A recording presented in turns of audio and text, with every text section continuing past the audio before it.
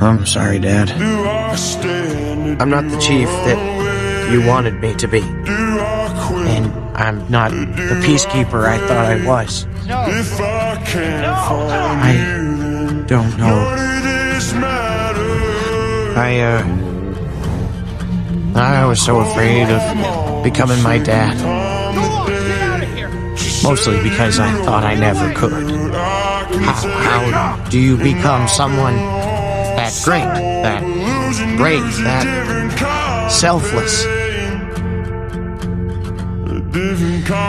I guess you can only try.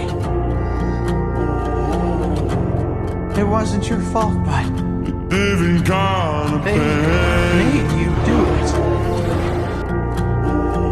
Go do this.